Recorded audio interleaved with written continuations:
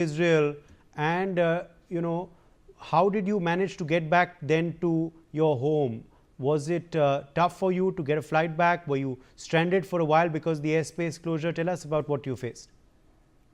Good evening. So first of all, the I experienced too many things in Israel. So I had gone for a business trip, and first 3 to 4 days were of meeting people, of meeting various other people of my fraternity. Then the day when I was about to move around and roam around and just explore the country, that was the night when all these the sirens in the night started blaring, and a 3 day lockdown was announced. So Friday, Saturday, Sunday, these were the 3 days where Friday and Saturday were the days when I was in Israel. So in just those days, I saw a world full of contrast. So day one felt like there was lockdown all over again. The streets were empty. People were following the protocols. All the food shops and everything was open. So people were, and it was also Shabbat day. So that day, a lot of people were purchasing and storing food for their, as they were unsure about what lay ahead in front of them. Um, by day two afternoon, things were pretty calm again. I also saw that when the sirens were not blaring, the life came back to normal very quickly. So people were moving around in the parks. I even have the photos that, in spite of there being a full night of aerial bombardment, people were freely roaming around and in the parks, and fully prepared that if there is a situation or the sirens start blaring, they will move to the safe spaces. So that was a very stark contrasting experience for me, that in matter of few hours how they are able to live whatever time they have in normalcy.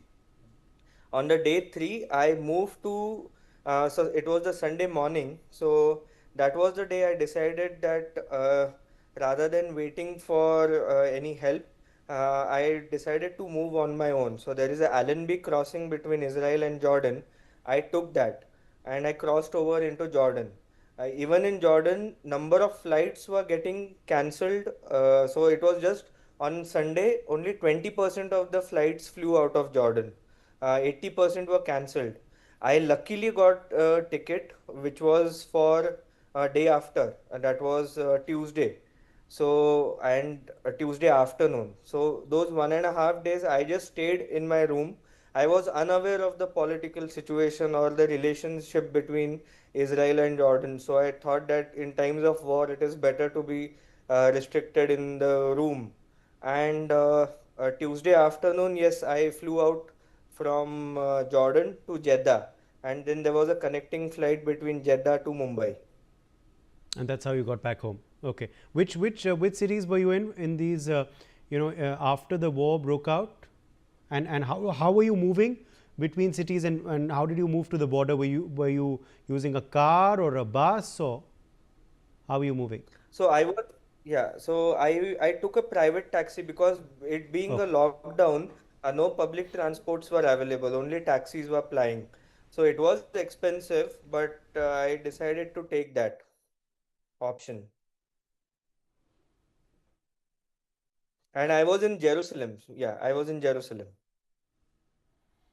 You were in Jerusalem, as you're saying, and then of course you used a private taxi. Dr. Nakul, just tell us about what the situation was in that time. Of course, you've described it in great detail already. But what were your thoughts, through that time? Were you scared?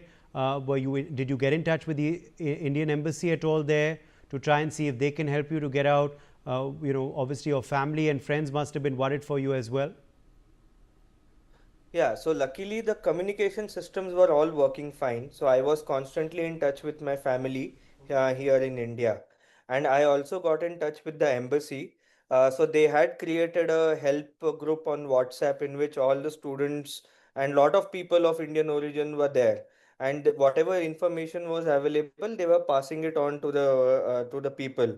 But those 3 days, it was there was not much information from the government side because of the apparent reasons that it was a lockdown announced. So yeah, so that's it. And one thing that I learned is that, the when people were going inside the bunkers, or when we were going into the safe spaces, everybody followed the procedures. They looked at their apps, and when the app said that it is safe to come out, that was the time we came out. So following the processes gave me a lot of strength. It did not scare me that much, and outcomes were obviously process oriented. Right. So that was a very good learning in Yes. in those 48 It hours. must have been. Dr. Nakul, you were saying you were visiting some people from your fraternity there, and you have Yes. some friends also in Israel. Are you in touch with them? Are they fine? What are they telling you? Yeah, so they are fine, and as the previous panelist said that last night went pretty peaceful in Israel. There was just one rocket that was again intercepted. So yes, and again, uh, like from what I saw, I'm sure the Israeli people must have, bounced back to whatever routine they could do in the open spaces that they could, obviously keeping in mind about all the restrictions and protocols. Yes. So, and my friends are obviously safe. Okay, that's good to hear. Yusha Khan is also with us now.